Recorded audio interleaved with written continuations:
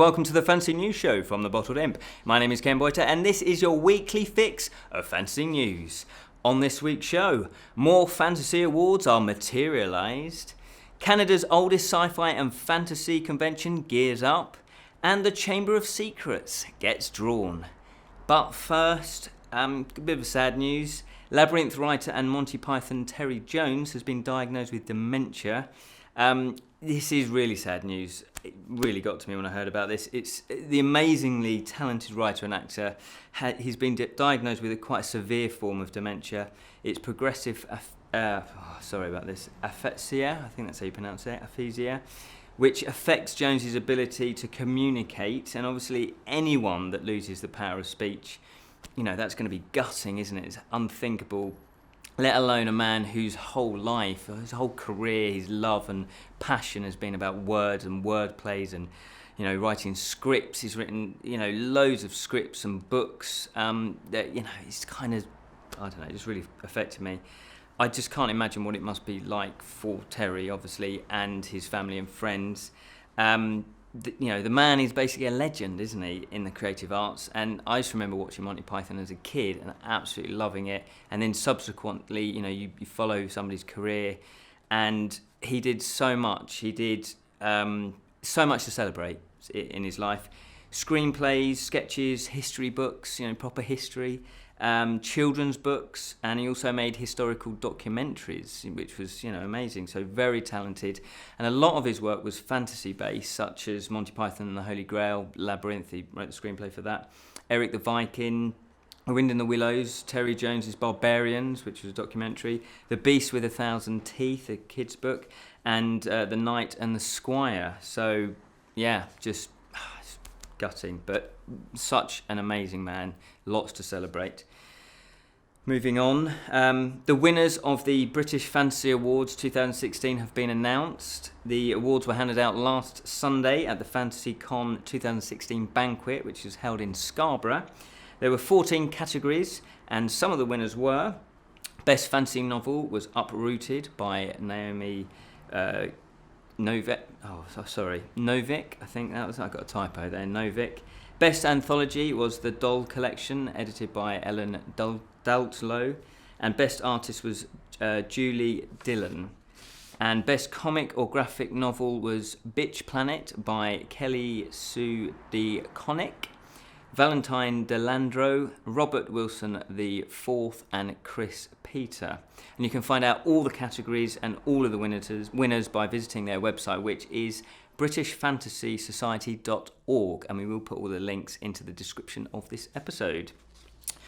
VCON, or VCON, is a 3-day sci-fi, fantasy, games and costumes event, and it's the oldest general interest science fiction and fantasy and games convention in Canada and the Pacific Northwest. The convention has been promoting the interest of sci-fi and fantasy culture in Vancouver since 1971. Wow, that is a long time. This year's themes are Muppets, Puppets and Marionettes, which I love, and the Small Press Cable. Various special guests will be in attendance, and other activities include an art show, author readings. There's going to be book launch with a whole feast of authors. There's going to be a charity auction, costume contest. There's obviously going to be tabletop gaming, short film contest and showcase. There's going to be various workshops, and there's going to be writers' workshops as well. And it all takes place at the Sheraton Vancouver Guildford Hotel in Surrey, British Columbia, in Canada, for those of you who don't know, because obviously there's a Surrey in the UK, on Friday the 30th of September to Sunday the 2nd of October 2016. The online registration is now closed, but you can find out how to buy tickets on the door from their website, and obviously further details about the convention at www.vcon.ca, which I would imagine is Canada. Archon is America's Midwest's premier science fiction and fantasy event, according to their website, and obviously, who am I to doubt that? It's in its 40th year, so another long-standing convention, and it's a celebration of imagination, and it features things like, obviously lots of guests of honour, panel discussions and lectures, various merchant stalls selling, obviously, merchandise, various workshops, children's activities as well, tabletop gaming, There's also a film festival, an art show and auction. There's going to be a costume contest. There's a reading group, and there's going to be music as well, live music. And I'm pretty sure there's more because there's quite a lot going on this website. All the craziness takes place on the 30th of September to the 2nd of October at the Gateway Convention Center and Doubletree Hotel, which is in Collinsville, Illinois, USA. And again, their online registration is also closed, but you can find out how to buy tickets for buying them on the door, and obviously further details, because there is a lot going on with this one, at the, Archon, I'll spell this one instead, ARCHONSTL.org. Yay for reading. Obviously, that web link will be in the description as well. Erda, The Hunt, is a low fantasy LARPing event that's taking place at the Giant Seat campsite in Manchester, England. The child god's plague has infected most of the camp and the surrounding population. Nevertheless, with the cult of Anarchus information, the camp has taken to trying to track this fizzball. This doesn't make sense, does it? And the hopes of finding a way to bring the gods back together. Basically, I think there's a plague that's come across the camp, and you're having to track down to find a way of getting rid of the plague. I think that's what that theme is all about. For those of you that don't know, LARPing is actually, it stands for live action role playing, and it's basically like live action Dungeons and Dragons. So it's set in a fantasy world, and obviously you have, you're dressed all in sort of medieval fantasy costumes, and you have foam weapons, and you will there's a system, it's a gaming system, and basically you play out Dungeons and Dragons, but for real. Kind of for real, not for real, because obviously they're not real swords or anything like that, but as real as you can get, I guess. Anyway, you can play either as an adventurer or as one of the crew, where you can be playing monsters and non-player characters. And it's got, on their website, it's got everything you need. There's clothes and kits, information about how to create those and get those. And the event does take place on the Giant Seat campsite, so you'll be staying over as well, which I find hugely exciting. On their website, they've got full details of how you can play the gaming system, how you put your kit together, where to get the costume, and also, what else has it got here? Oh yes, and it's got information if you want to do the crew side of it, because obviously not everybody wants to be an adventurer. Some people like being monsters. They have a full set of the rules, which just say how to play the actual game system that you can download and read. And it does look a lot of fun. I do remember doing one of these when I was 15. We didn't stay over. I think it was about 3 hours. And we basically was in a cave. And we kind of dressed up a little bit. It wasn't full costume, but we had foam weapons. And you basically bash monsters about the place and cast imaginary spells, which is a lot of fun, obviously. So obviously, if you like your fantasy and your reenactment, and your D&D, then this could well be the event for you. It does run, they do run various events, this company, but there is the next one, which is Erda, The Hunt, and that takes place on the 7th to the 9th of October, as I say, at the Giant Seat campsite in Manchester, England. They have pictures, as I say, and tons of information about this on their website, which is erdalarp.co.uk, and that's ERDA larp.co.uk. There's a couple of book releases to announce as well. Harry Potter and the Chamber of Secret, the illustrated edition, and The Flame Bearer by Bernard Cornwell. Those are two books that are coming out soon. Harry Potter and the Chamber of Secret is the illustrated edition by J.K. Rowling, and published by Bloomsbury, will be published on the 4th of October in hardback, and I believe that's the UK. I'm not sure, other countries might have a different date. The full colour illustrations are by award-winning illustrator Jim Kay, and his previous work includes A Monster Calls, both the book and the concept art for the new film, and the concept art for the television production of Jonathan Strange and Mr. Norrell. The illustrated version of Book 1, Harry Potter and the Philosopher's Stone, is available to buy right now. So obviously this is the second book that they're illustrating, and there's a box set that you can buy if you don't have any of them. So you can buy that as a box set that contains both editions. The Flame Bearer by Bernard Cornwell and published by HarperCollins will be released on the 6th of October. I believe, again, that's the UK only. This is the 10th book of the Saxons Stories, which is a continuing historical novel series about the 9th and 10th century Britain. And the story takes place during the Danish invasions of Britain, when all but one of the English kingdoms are conquered.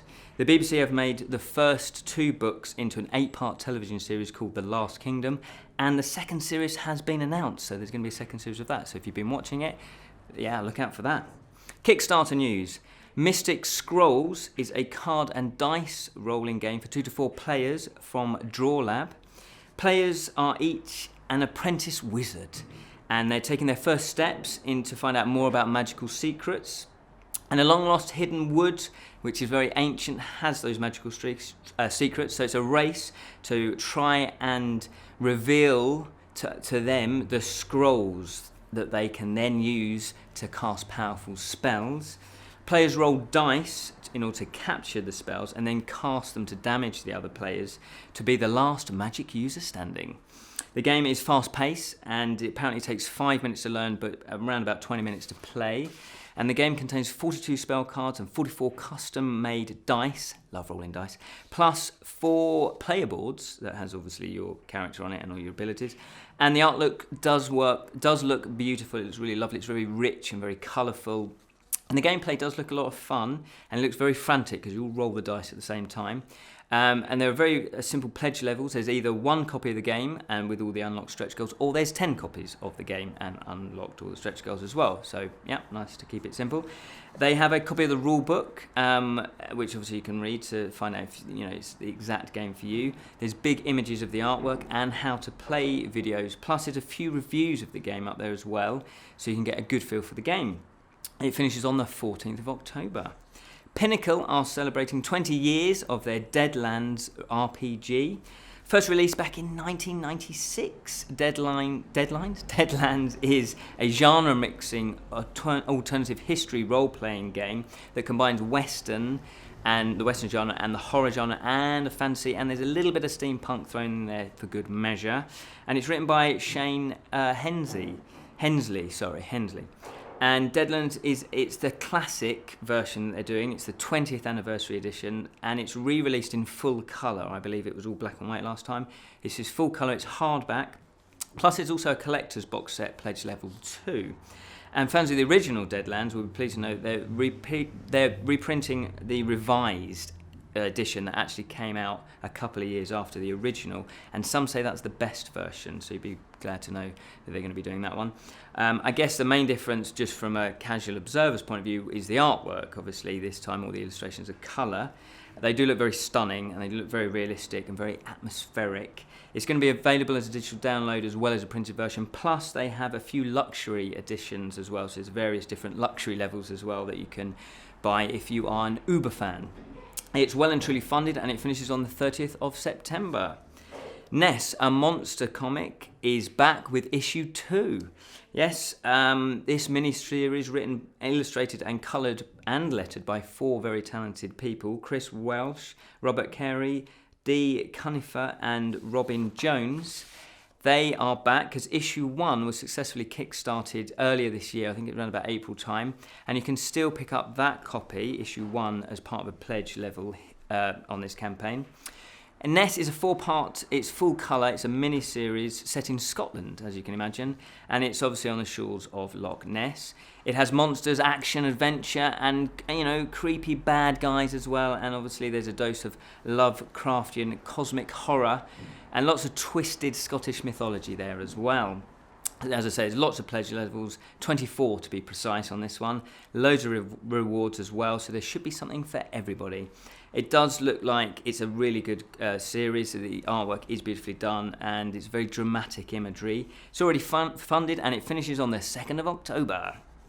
Bottled Imp news, finally, here we go. I will be touring Hertfordshire, England, with a play, Seeing It Through, and it's a play about the First World War. And it's all the story about the people who the Hertfordshire residents, basically, so people that didn't go off to fight. And I'll be going to be playing various parts. It's like an old-fashioned, I guess, review show. There's 4 actors playing lots of different parts, and it's full of humour. It's obviously full of sadness as well, so it kind of balances it out. It's written by Emma Blowers, Kate Miller, and Erin Thompson, and it's directed by Richard Sims. And I've just started rehearsals. There's a 2-week rehearsal period, and it starts on the 8th of October to the 11th of November. And there's various venues across Hertfordshire. If you'd like to see me perform and play, then obviously, it'll be a good chance. If you are local to Hertfordshire, I know it's very niche, this one. Anyway, you can visit the website, which is pinsandfeathersproductions.com. And if you just click on the Productions tab, it's got a list of all the venues and all the times and how to book your tickets. But that's all we have time for. Thank you so much for watching. Hopefully you enjoyed this episode. We do have a Friday fantasy show as well that obviously comes out on a Friday. You can check that out. We've got reviews of board games and fantasy films and books and a whole host of things. So thank you so much for watching. Remember, subscribe if you haven't done so. We'll see you next week. Remember to keep it unreal, especially if you like fantasy. Aww.